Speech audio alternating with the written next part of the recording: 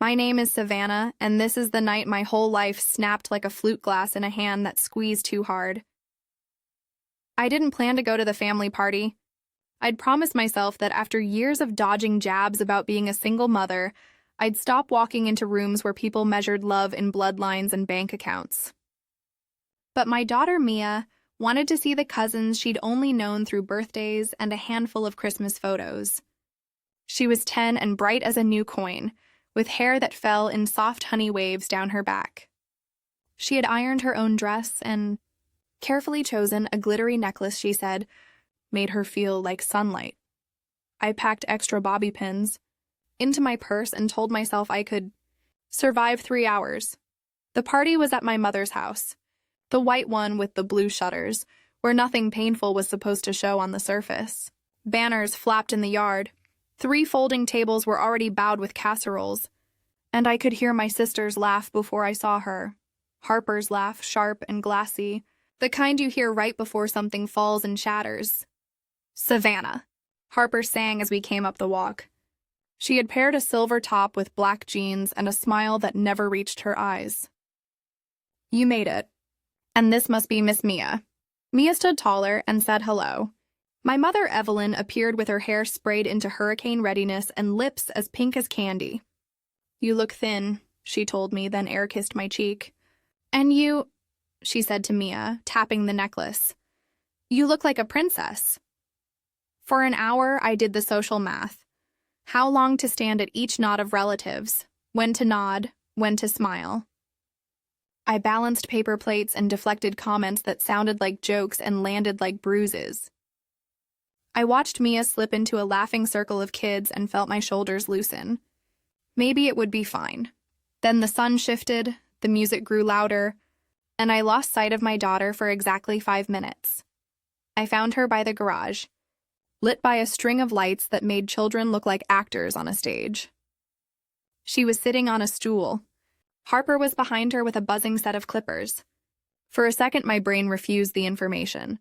Maybe it was a prank, a sound effect. A toy. Then honey waves fell like rope to the concrete. It was not hair floating from a movie haircut, not soft ribbons that could be gathered and tied. It was chopped and harsh, sliding across the floor like something broken. Mia stared straight ahead, wide-eyed. A semicircle of cousins watched with the hungry stillness people get when they're waiting for a punchline. "What are you doing?" I heard my voice from a distance, calm and unfamiliar, as if I were the announcer of my own disaster. Harper looked up. "Relax," she said. "It's just a joke."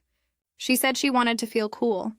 And I trained in cosmetology before she failed out of 3 classes. Before she moved back home. Before she started selling knockoff makeup in group chats and calling it entrepreneurship. "Stop," I said. The word came out flat. I stepped forward and took the clippers from her hand. They were warm. I clicked them off and handed them back. Mia reached for me then, a small shaking movement, and the back of her head, half-shaved, rough as a field after harvest, touched my palm. I pulled her close, so close I could feel her heart kicking like a trapped bird. "Savannah," Harper said, rolling her eyes, "you're so dramatic." "It's hair. It grows back." The slap left my hand before my mind caught up. The sound was clean and shocking. Harper stumbled, a flare of red on her cheek, mouth opening into a shape that would later become a story where she was the wounded hero. I didn't wait to see it happen. I put my arm around Mia and we walked. Behind me, my mother's voice rose, raw and furious in a way that was always reserved for me. "Bastard child," she hissed. No respect, no father, no shame. No one followed us down the driveway. No one said, "Evelyn, stop." The party music swelled as if to cover the scene, as if sound could pack earth into the mouth of an open grave. In the car, Mia's breath came in little bites. "Does it hurt?" I asked. She touched the ragged hairline, wincing. "Only a little." "It's just hair," I said, and hated myself for using Harper's words. "It will grow. We'll fix it. We'll make it ours." Mia nodded hard. She didn't cry. I drove us home through streets that had suddenly buckled and rearranged themselves into a map I didn't recognize. That night, I washed her scalp as gently as I could and whisper counted with her to 60 while the conditioner sat. I wrapped a soft scarf around her head and told her the truth, that I was sorry, that adults were not always safer than children, and that sometimes family acted like strangers you shouldn't open the door to. She fell asleep with her hand in mine. At 6 the next morning, my doorbell rang like an alarm you can't snooze. I looked through the peephole and saw my mother on the porch, hair still hard as lacquer, makeup laid on top of a face that had clearly not slept. A storm of words formed in my chest.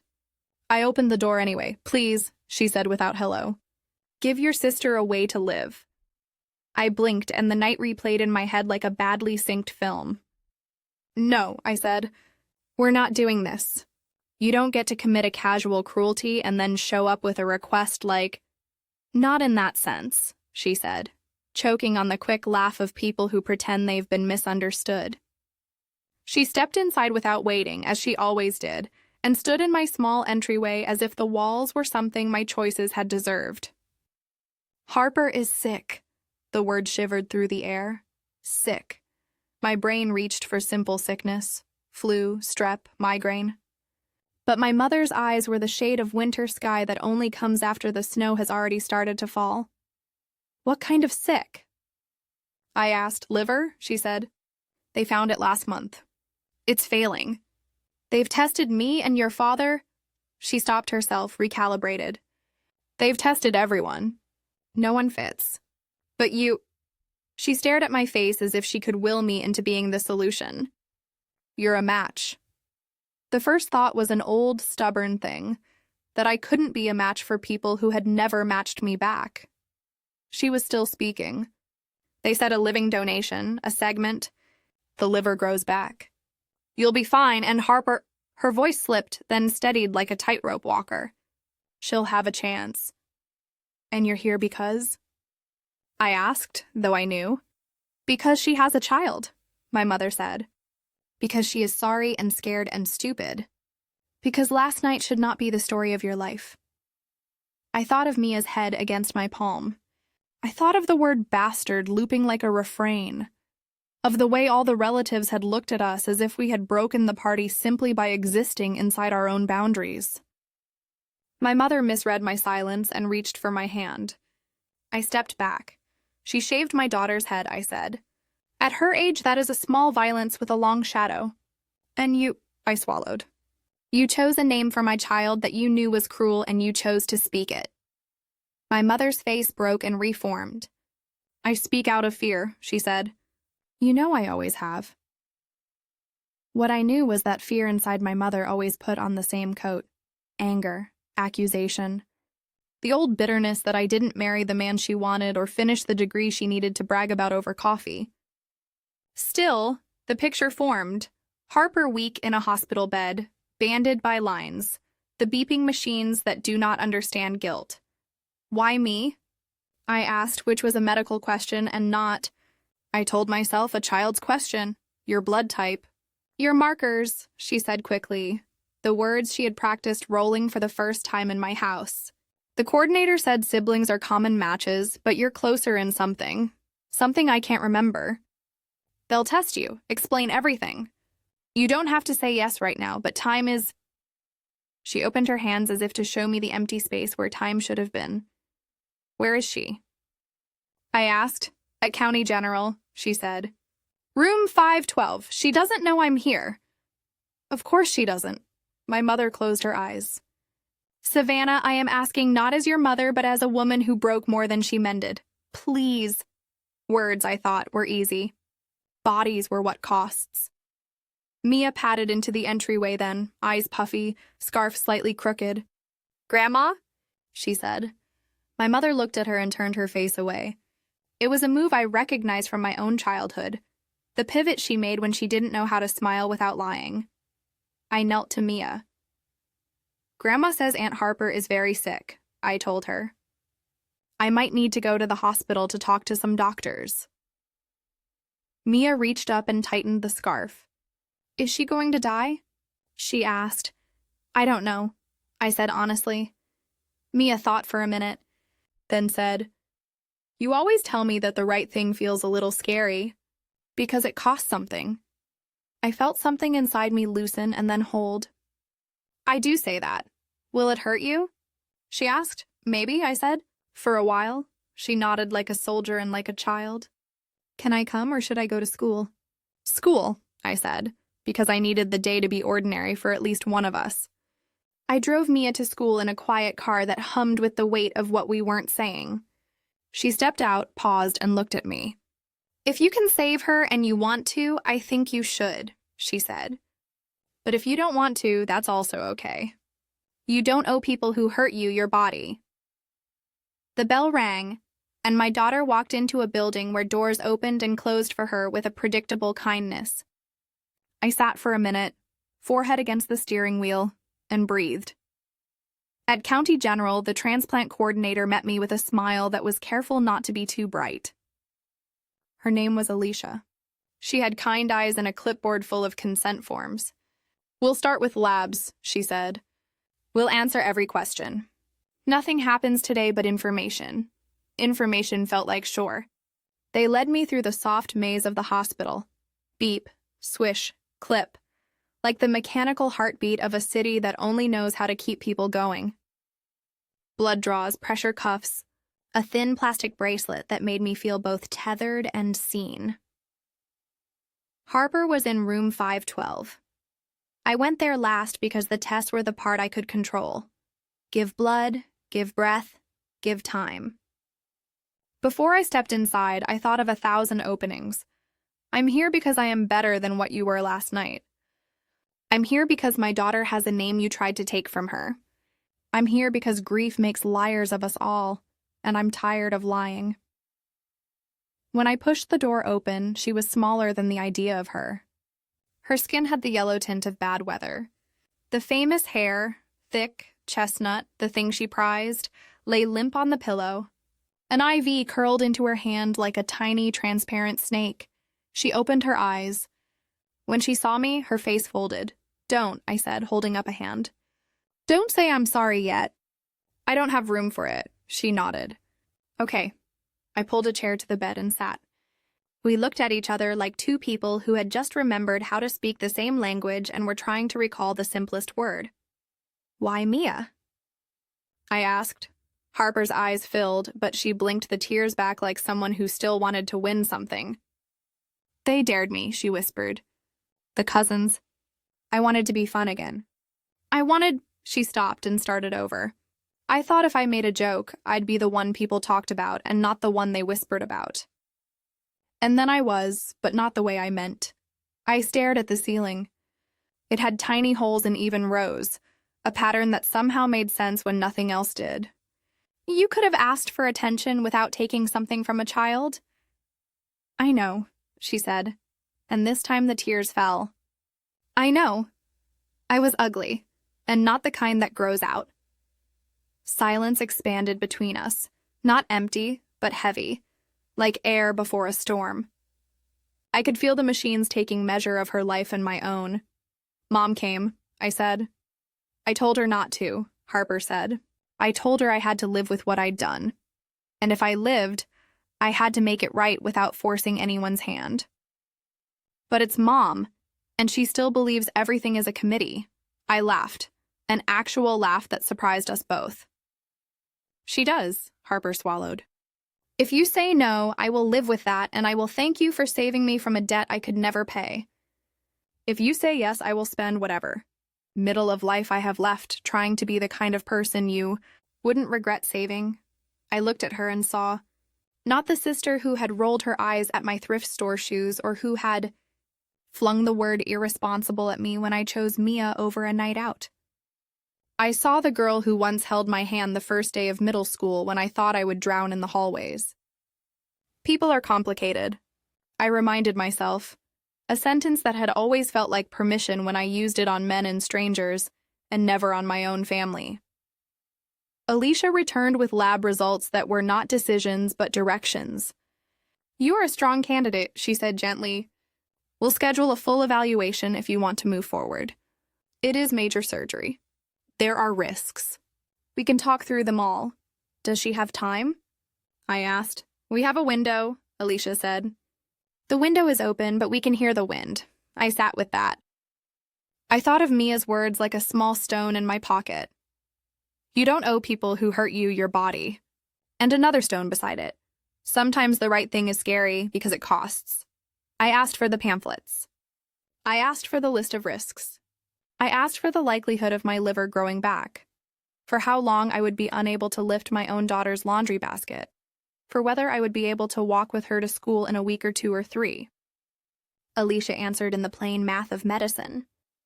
The unknowns gathered like clouds, but they were named clouds. You could point to them. You could prepare. I need to pick up my daughter, I said at last. I'll call you in the morning. Harper's mouth opened, then closed.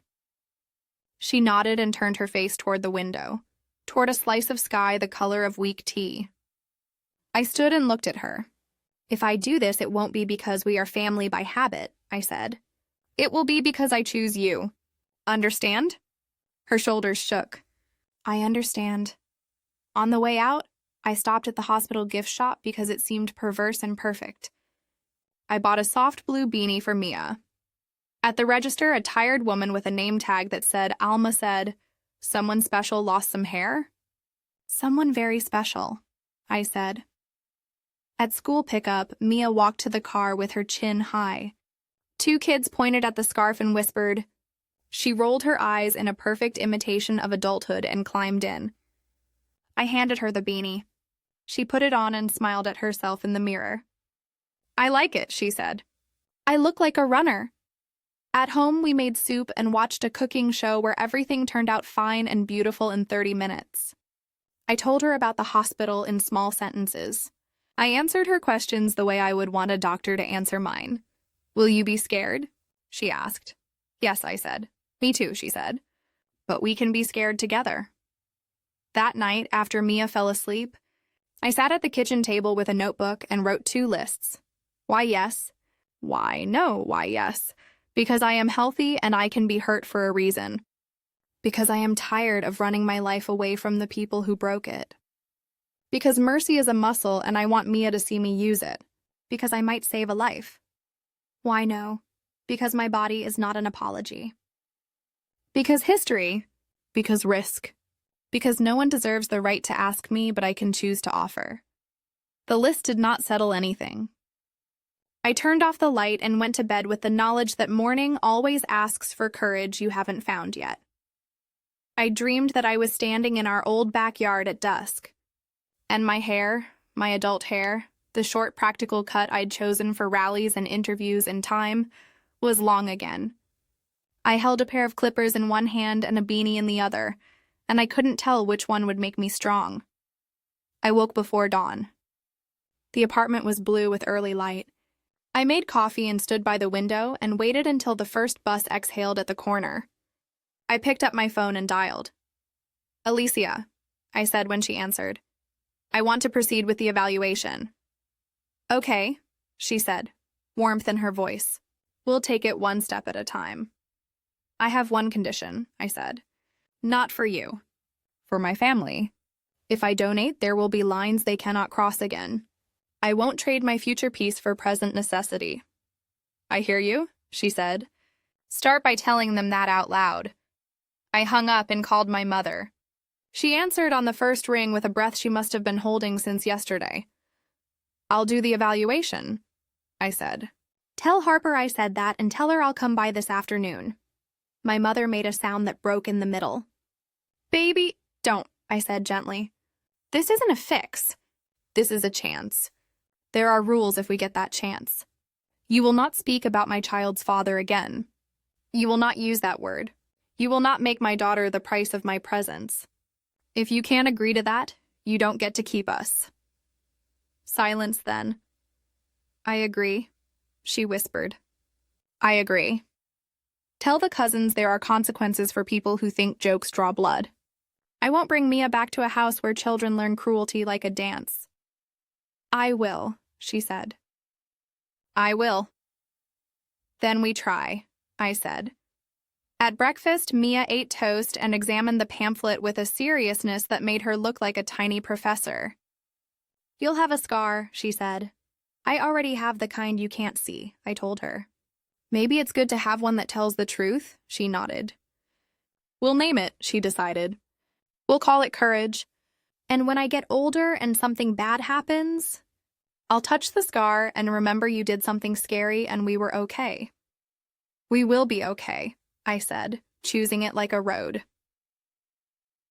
At the hospital, Alicia ushered me through the day's testing, imaging, EKG, consults with surgeons and social workers who asked questions that were not easy, and I was grateful they weren't. Did I feel pressured? Did I understand that I could say no at any time? Did I have support for my recovery? I told them the truth. Yes, yes, yes. Pressured by history, not by the staff. I understood. I would build support from the people who had earned the right to take care of me. By late afternoon, I stood again in room 512. Harper dozed, the TV murmuring a nature documentary about rivers that carve their names into stone. My mother sat in the corner chair, hands folded like prayer or surrender. I touched the bed rail. Harper's eyes opened. I could see the new discipline in her face, the slow movement of someone trying not to break the moment. "I'm being evaluated," I said. "That's not a promise. That's a path," she nodded. "Thank you," she said softly. "There are rules," I said, and I spoke them out loud, not to punish but to protect. "You will apologize to Mia with no excuses. You will not ask for forgiveness. You will ear." The days before the surgery had their own gravity. Meals tasted brighter. Sidewalks looked newly poured. Neighbors I barely knew asked if we needed anything, and I took their numbers and believed they meant it. I told my boss at the nonprofit, and she cried and told me to take the month, that the work would wait, that some things mattered more than grant reports.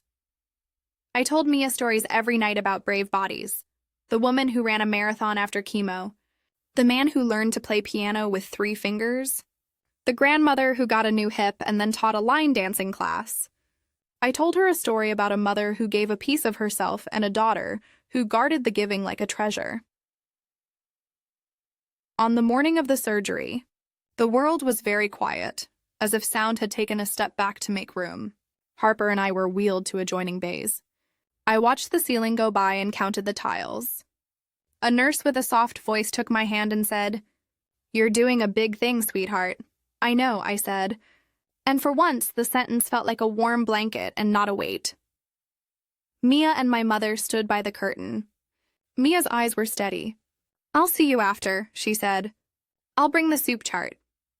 My mother reached for my foot under the blanket like she had when I was little, and monsters lived under beds and inside people. "I'm proud of you," she said, and the child in me put that sentence somewhere safe.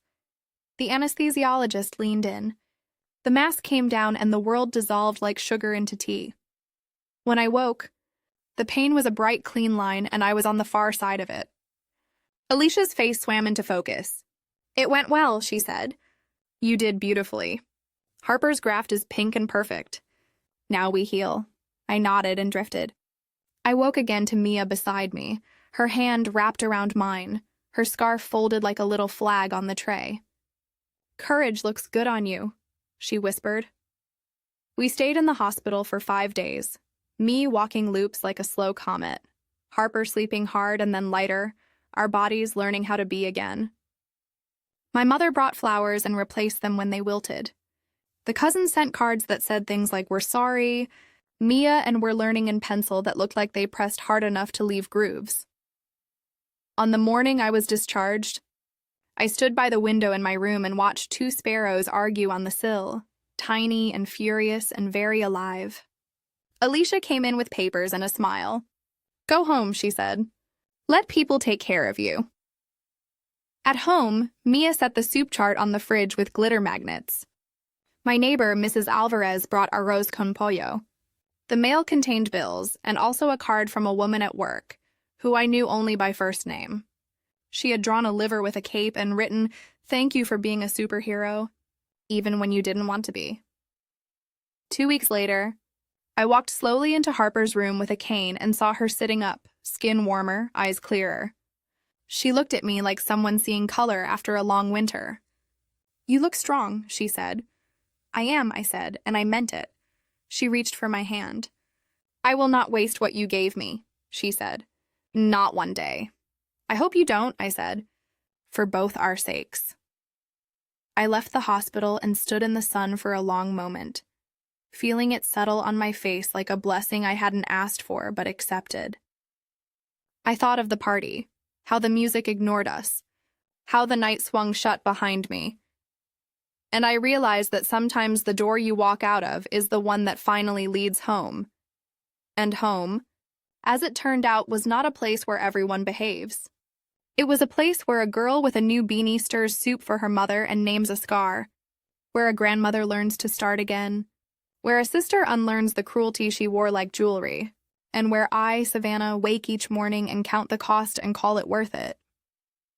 The first time I took a shower at home after the surgery, I stared at my scar and expected it to look like a punishment. It didn't. It looked like handwriting, one clean sentence written across my skin, a sentence about what I was and what I had done. I pressed my palm over it and breathed, counting the same way I'd counted for Mia when conditioner needed time to work. By 20, the tightness loosened. By 60, I could step out and wrap myself in a towel without feeling like parts of me might spill. Mia stood outside the bathroom door with the seriousness of a night guard. "Pain level?" she asked, holding up the chart we'd made with faces from calm to catastrophic. "Somewhere between determined and tender," I said. "That's not on the chart," she informed me. But she smiled and penciled it in anyway. Recovery taught me that patience is not a lake. It's a field you have to walk across every day, and some days the grass is taller than you remember. There were mornings when I woke and the scar felt like a door I had to open just to sit up. There were afternoons when I moved too fast and the world narrowed to a white thread and I had to breathe through it until color returned. There were evenings when Mia fell asleep on my arm, and I stayed very still. Not because I couldn't move, but because I didn't want to break the spell. People came. Mrs. Alvarez with soups the color of sunflowers. My boss with a stack of paperbacks and a post-it that said, "Only the gentle ones." A neighbor kid who walked our trash cans to the curb like it was a mission from a secret agency. The doorbell became a sound that didn't make me flinch. On the 10th day, a package arrived with no return address. Inside was a small satin pouch and a card in messy block letters. For Mia, who is brave. A cousin who is learning. The pouch held a dozen bright scarf pins, each one topped with a tiny charm. Stars, a paintbrush, a lightning bolt. Mia stood at the mirror and fastened one, then another. "When my hair grows, the pins can move to my backpack," she decided. Bravery is portable. Harper called every evening from the hospital, her voice getting stronger in increments that felt like beads added to a string. At first, she only reported numbers: bilirubin, enzymes, markers that climbed and fell like a landscape she was finally learning to read. Then the numbers gave way to stories. The nurse who taught her to breathe into pain without stiffening. The volunteer who painted her nails a color called Dawn Patrol while telling jokes so bad they looped around to good. The elderly man in the next room who used to race pigeons and who called everybody Captain, including the surgeon. "The human body is a small, stubborn city," she said one night, almost laughing. "I keep discovering alleys and courtyards and hearing music from windows I didn't know were there." "Keep listening," I told her. "Cities write songs when no one's watching." When she was discharged, we arranged the living room like a temporary clinic. Pill organizer, clean water, a bell she never wanted to use. She came home by wheelchair and stubbornness. Mia held the door and announced, "Welcome to the Recovery Palace," and Harper cried before she crossed the threshold. A day later, I took Mia to a salon a few neighborhoods away, a place with plants in every window and mirrors that didn't feel like surveillance. The stylist, a woman with buzzed hair and tattooed vines winding down her arms, listened to our story as if she had been expecting us. "I can't fix what was taken," she said, but I can shape what you have into something you'll claim." She did. She trimmed and softened and left Mia with a cut that was scandalously cool, a short halo with a little ridge in the front that Mia could push up with her fingers. When we left, Mia didn't pull the beanie on immediately. She tucked it into her jacket pocket like a friend who didn't need to be introduced to everyone anymore. At home, she marched into Harper's room, tipped her head, and said, "We call this the mighty wave." Harper touched her own hair, now finally clean and braided away from her face. "It suits the captain of the recovery palace," she said. We were finding a rhythm when the world reminded us that not everyone heals at the same speed. On a Wednesday, I got a call from the school counselor. "Nothing urgent," she assured me. "But I thought you should know Mia handled something today that made me proud and sad at once." 2 girls had cornered Mia at recess and asked if shaving her head was part of our religion. When Mia said no, one of them asked, "Is it because your mom is poor?" Then they laughed the laugh that is less about comedy than about testing the shape of their own power. Mia didn't cry. She said, "My mom is rich in courage," which is the sort of sentence that would be trite from a motivational speaker and turns into a torch when it leaves the mouth of a 10-year-old. When the girls rolled their eyes, Mia added, "And also she donated part of her liver. It's a science miracle." "What did you do today?" The counselor handled it. The parents, the apologies, the lesson plans about kindness that schools print in bright ink. Still, that night, Mia sat on the couch and stared at her hands for a long time. "Want to talk about it?" I asked. She shook her head, then nodded, then shrugged. "I don't want to be brave all the time," she whispered. "It's exhausting to be the example." "You don't have to be," I told her. "Tonight you can be ordinary and crabby and loved." We ate cereal for dinner and watched a movie where nothing bad happened to children or animals or cities. Later, as she brushed her teeth, she looked at me in the mirror and said, "Maybe being ordinary is another kind of brave." "Maybe it's the bravest," I agreed. My mother came by on Sundays with bags of groceries and a stiffness that she couldn't fully hide. She had agreed to my rules, and she kept to them like a woman driving along a cliff with both hands clenched at 10 and 2. There were slips, half-lifted eyebrows, a sigh that wanted to be a sentence, but she swallowed them, and I pretended not to taste the effort. Once she stood at the sink and washed a bowl for so long I thought she'd forgotten how rinsing works. When I asked if she was okay, she said, "I am learning how to talk softer to the past." I didn't push. Time has its own curriculum. 3 weeks after Harper came home, she asked if Mia would sit with her for a conversation that began with the obvious apology and walked carefully into older terrain. "I used to think attention was a kind of proof," she said. "Proof that I existed the way I wanted to. I took it wherever I could get it, and sometimes that meant taking it away from other people. I am trying to learn the kind of attention that is given, not grabbed." Mia listened, hands in her lap, eyes steady as a verdict. "When my hair grows long again," she said, "I might cut it short on purpose." "Because it will be my choice," Harper nodded. "And I will take you. And I will pay. And I will sit in the waiting area and read a boring magazine and not make it about me." We made our own ceremonies. On the first Saturday of every month, we cooked a dish we'd never tried and named it after the feeling it gave us. Triumph stew, almost but not quite dumplings. Forgiveness cake, which fell in the center the first time and still tasted like you wanted a second slice. On Sundays, Mia and Harper walked the block twice, then 3 times, until one day they didn't count anymore. On Tuesdays, I met my neighbor in the hallway and we traded 20-minute favors. She folded laundry while I called her insurance company and learned that both tasks require a patient gangster energy. People asked me, sometimes in whispers, "Do you regret it?" They meant the surgery. They meant giving up a piece of myself for a sister who had taken something first. I told them the truth that fit into a conversation. Some days there is a brightness to everything. Some days I am tired in a way that feels ancestral. Mostly I am different in a way I do not want to undo. What I didn't say, because there are truths that need space around them, was that the surgery rearranged my map of worth. I had spent years tallying what people gave me and what they failed to give me. Now I held a ledger that felt less like math and more like music. I could count the measures, but the song was larger than the numbers. One evening at dusk, as the sky practiced being purple, my mother lingered after dinner. Mia had gone to her room to draw. Harper was on the phone with her transplant support group, laughing at something I couldn't hear.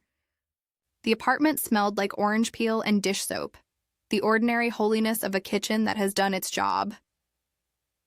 "I have something to tell you," my mother said. She had a folded paper in her hand, as if proof were necessary for what she was about to say. "It might land wrong. It might land right. But it has been standing at the door of my mouth for 40 years. I nodded and waited. "I called you a name at that party because I hate that word," she said. "Not because I believe it. Because it was used on me once, and I built a life around making sure it could never touch me again. I was 19. I was pregnant with you. Your father and I weren't married yet. My mother, your grandmother, said I had ruined our family and I would pass the stain to my child. I married fast because I wanted the word to have nowhere to sit. When your father left, I felt the old word creep back, and it made a nest in my mouth. I sat down. The chair felt very solid. "Why didn't you tell me?" I asked. It was a child's question, and I let it be.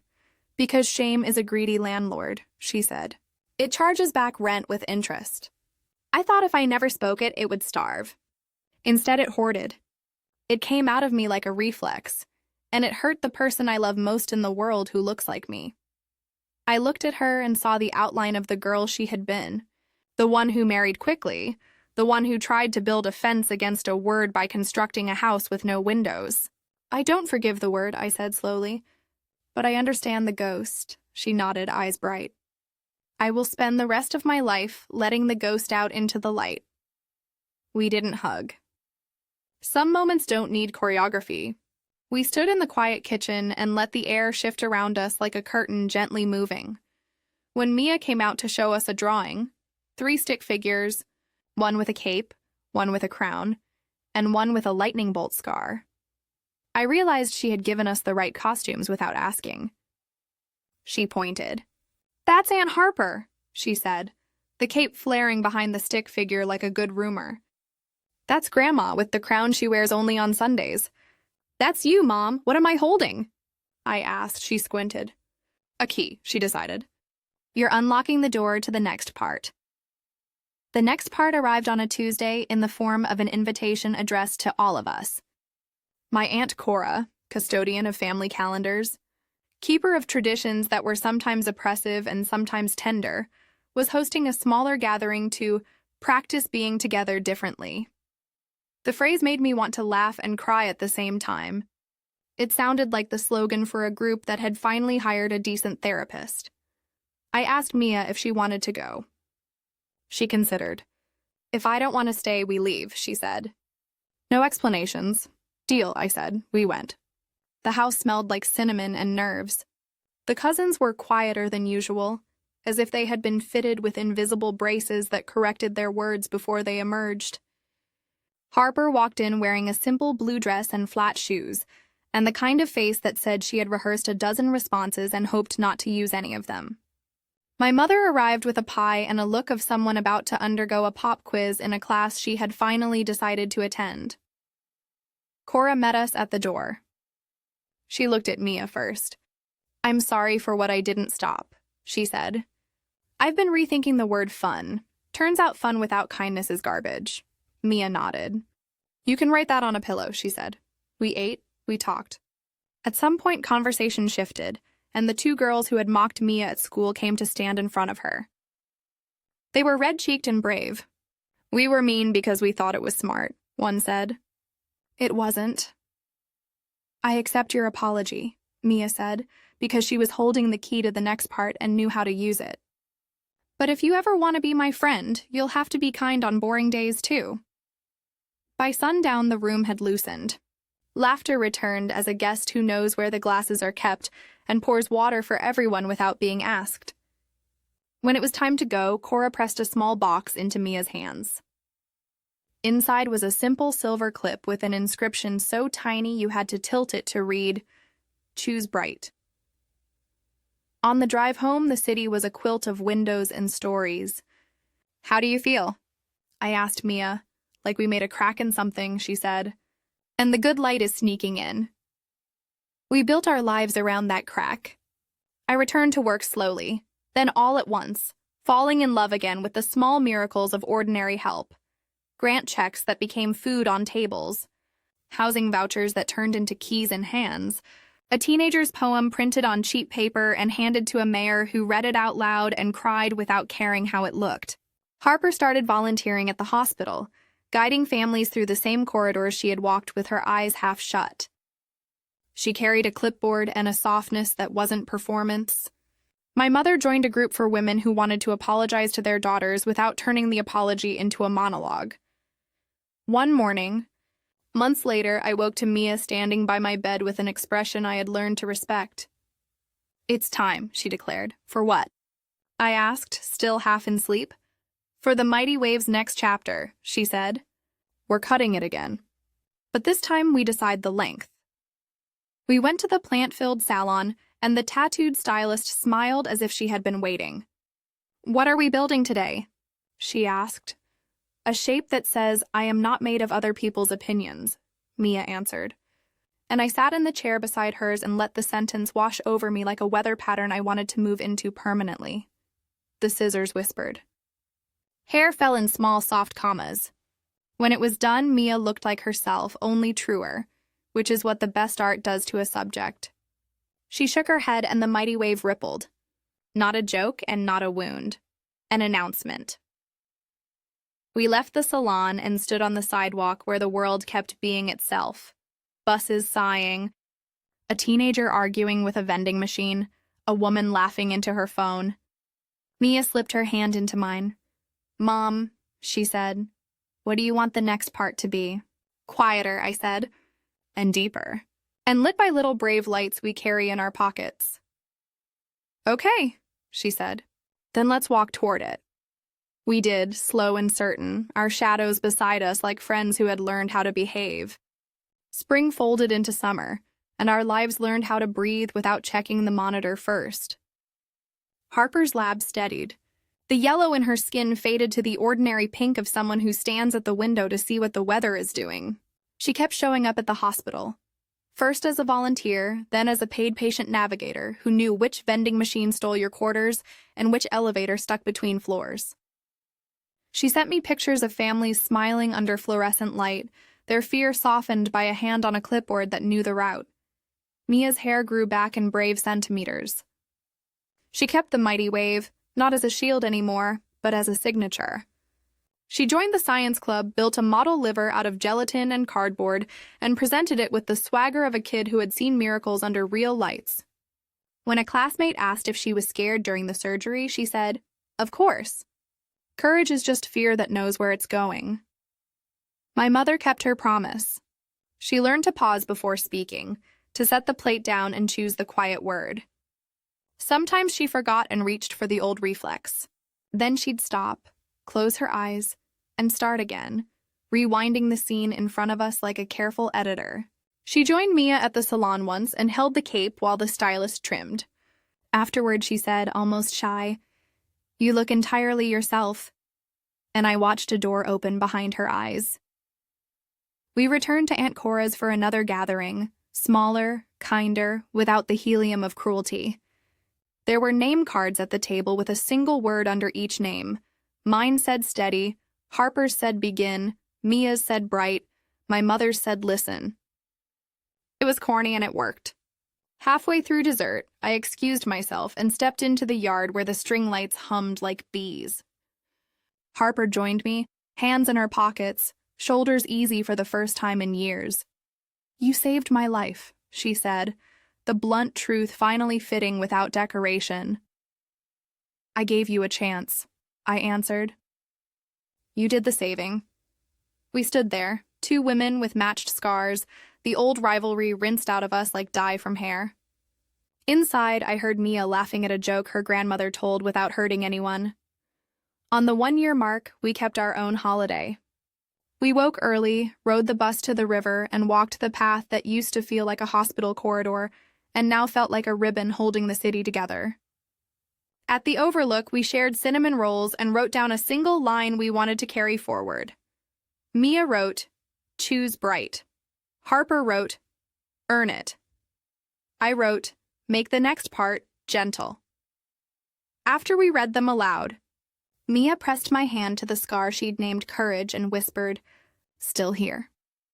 I pressed my palm to hers and whispered back, "Still here." Life stayed life. Bills, leaky faucets. Rain on the one-day laundry absolutely had to dry. But the sharp edges dulled. The family learned our new grammar. Boundaries like guardrails, apologies that didn't ask for applause, love that arrived holding its own coat. When people asked how we were, I didn't reach for a speech. I said, "We're okay," and meant the kind of okay that is built, not lucked into. On a quiet evening the following fall, Mia and I sat on the stoop as the neighborhood turned its lamps on. Across the street, a father lifted his toddler high and made the kind of face people only make when no one is judging. A bus sighed, a dog failed to intimidate a pigeon, somebody practiced trumpet in the third-floor window, missing notes cheerfully. The world was unchanged and better, which is how real change hides. "Mom," Mia said, "do you ever think about the party? The first one?" "Sometimes," I said. "It feels far away. Like a story that happened to other people who look like us." "Good," she said, "because I like the sequel more." We watched the sky lose its color. The city turned into a map of lit squares, each one a small stage where someone was cooking, or arguing, or forgiving, or sleeping, or trying again. I thought of that first morning after surgery, how I'd expected my scar to sentence me to regret, and instead found it was a line I could keep writing from. Inside, my phone buzzed, a picture from Harper at the hospital, 2 hands clasped, a caption that read, "Discharge Day." They made it. I sent back a heart and the word "begin." She replied, "Always." Mia leaned her head on my shoulder. "What's next?" she asked. "More ordinary," I said. "More deep. More little brave lights." We went in when the porch light clicked on, as if the house itself were reminding us that endings aren't doors closing. They're thresholds you step across and keep walking. I brushed my teeth, traced the smooth hill of my scar, and turned out the bathroom light. In the mirror's fading frame, I caught a last glimmer of the sentence written across my skin. Not a punishment. Not even a period, a dash, leading to the rest of our life.